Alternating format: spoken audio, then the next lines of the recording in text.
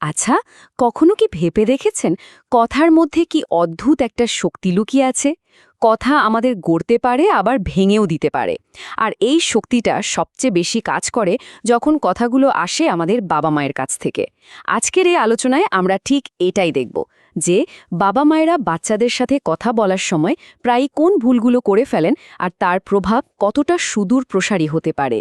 বাচ্চাদের সাথে ভালোভাবে কথা বলার প্রসঙ্গ আসলেই প্রায়ই একটা যুক্তি সামনে আসে, তাই না? যে আমাদের বাবা মা তো এত কিছু মেপে কথা বলেননি, কই আমরা তো ঠিকঠাকই মানুষ হয়েছি। এটা আসলে খুব পরিচিত একটা কথা, যা দিয়ে অনেকেই এই জরুরি আলোচনাটা পাশ কাটিয়ে যেতে চান। হ্যাঁ, কথাটা ঠিক, আমরা তো বড় হয়েছি, কোনো সন্দেহ নেই। কিন্তু প্রশ্নটা হলো, লক্ষ্যটা কি শুধু টিকে থাকা, নাকি আরও ভালোভাবে, আরও সুন্দরভাবে বেড়ে ওঠা? দেখুন, ভালোভাবে কথা বললে তো কোনো ক্ষতি নেই, বরং লাভই লাভ। কিন্তু কিছু খুব সাধারণ ভুলের জন্য এই লাভের বদলে উল্টো ক্ষতিও হয়ে যেতে পারে। চলুন সেই ভুলগুলোই এক এক করে দেখে নেওয়া যাক। প্রথম আর সবচেয়ে সাধারণ যে ভুলটা আমরা করি সেটা হলো দোষারোপের ফাঁদ।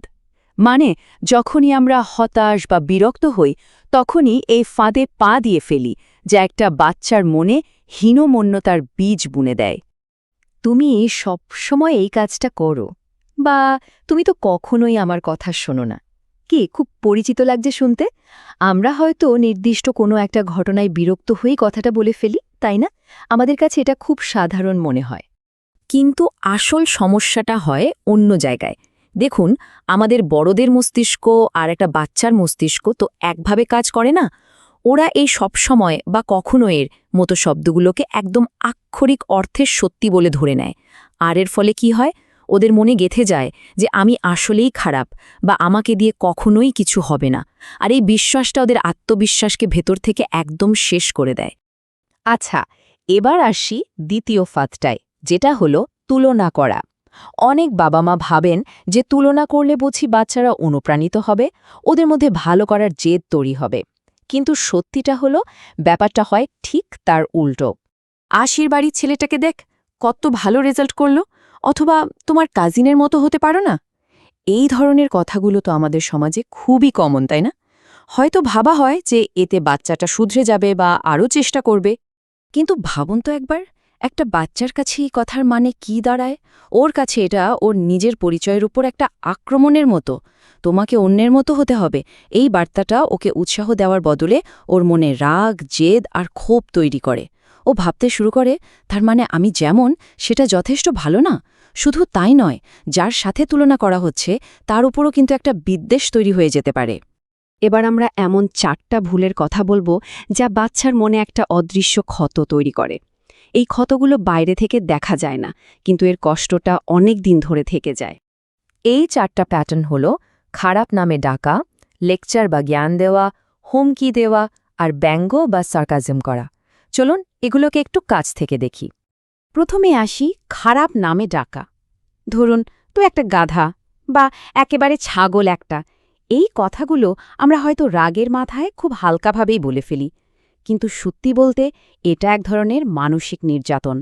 এই কথাটা কিন্তু একদম সত্যি। কিছু ক্ষত দেখা যায় না, কিন্তু তা থেকে রক্ত পড়া কখনো বন্ধ হয় না। এ ধরনের নাম ধরে ডাকা বা গালি দেওয়া একটা বাচ্চার আত্মসম্মানে ঠিক এমনই একটা অদৃশ্য ঘা তৈরি করে, যা সহজে শুকায় না। এরপর আছে লেকচার দেওয়া, বিশেষ করে টিনেজারদের সাথে। এটা তো অহরহই হয়। যখনই কোনো বাচ্চা তর্ক করে বা কথা শুনতে চায় না, আমরা জ্ঞান দেওয়া শুরু করি। কিন্তু এতে যা হয় তাকে বলা যায় রেডিও এফেক্ট। মানে আপনার কথাগুলো ওর কাছে সারাদিন ধরে বাঁচতে থাকা একটা বিরক্তিকর রেডিওর মতো মনে হয়। আসল বার্তাটা কিন্তু ওর কান পর্যন্ত পৌঁছায় না। 3 নম্বর ভুলটা হলো হুমকি দেওয়া। ঠিকমতো পড়াশোনা না করলে ভবিষ্যতে রিকশা চালাতে হবে, এই ধরনের কথা দিয়ে কি আসলেই কোনো লাভ হয়? না, এটা ভালো কিছু করার অনুপ্রেরণা দেয় না। উল্টো বাচ্চার মনে শুধু ভয় আর নিরাপত্তাহীনতা তৈরি করে। আর এই ভয়টা বাবা মায়ের সাথে সন্তানের সম্পর্কে একটা দেয়াল তুলে দেয়। আর সবশেষে হলো সার্কাজম বা ব্যঙ্গ। যেমন ধরুন, তোর জন্য খেটে খেতে আমার জীবনটাই শেষ হয়ে গেল। এই কথাটা হয়তো বলা হয় বাচ্চার কাছ থেকে একটু সাহায্য বা সহানুভূতি পাওয়ার আশায়। কিন্তু একটা বাচ্চার মস্তিষ্ক এই কথার ভেতরের অর্থটা বোঝে না। ও এটাকে একটা আক্রমণ হিসেবে দেখে আর ফল কি হয় ও আরও বেশি জেদি বা বিদ্রোহী হয়ে ওঠে। তো এই যে এতগুলো নেতিবাচক কথা, দোষারোপ, তুলনা, গালি, হুমকি, এগুলো সব মিলিয়ে একটা বিশাল প্রভাব আছে। ছোটবেলায় শোনা এই কথাগুলো কিন্তু আমাদের বড় হয়ে যাওয়ার পরেও পিছু ছাড়ে না। ব্যাপারটা ঠিক এই রকম।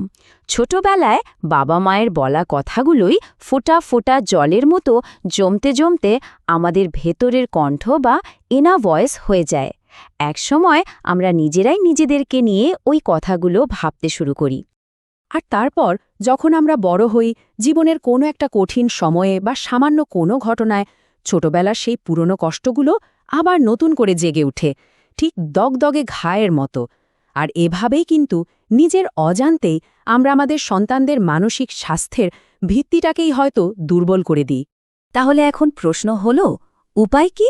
এর সমাধান হলো হুট করে প্রতিক্রিয়া না দেখিয়ে একটু পরিকল্পিতভাবে কথা বলা। এর মানে কিন্তু এই নয় যে কথা বলাই বন্ধ করে দিতে হবে, একদমই না। লক্ষ্য হল কথা বলার আগে শুধু এক মুহূর্ত ভাবা, আমি ঠিক কী বলতে চাই আর কিভাবে বললে কথাটা বাচ্চার কাছে ঠিক মতো পৌঁছাবে। এর জন্য একটা খুব সহজ ৩ ধাপের পদ্ধতি আছে। ১. বাচ্চাকে দোষ না দিয়ে ওর কোন কাজটার জন্য সমস্যা হচ্ছে শুধু সেটা বলুন। ২. তখন আপনার কেমন লাগছে বা আপনার কি দরকার সেটা পরিষ্কার করে বলুন। আর ৩. সরাসরি ওর কাছে সাহায্য চান। যেমন এভাবে বলা যেতে পারে, যখন তুমি কাজটার কথা বলুন তখন আমার অনুভূতির কথা বলুন, তুমি কি দয়া করে যা চান সেটা বলুন। দিন শেষে আমাদের এটা মনে রাখতেই হবে, আমাদের মুখের কথাগুলোই আমাদের সন্তানদের মনের কণ্ঠ তৈরি করবে। এখন প্রশ্ন হলো, আমরা ওদের জন্য কেমন কণ্ঠ তৈরি করতে সাহায্য করব?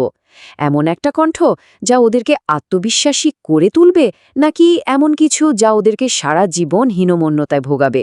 সিদ্ধান্তটা কিন্তু সম্পূর্ণ আমাদের।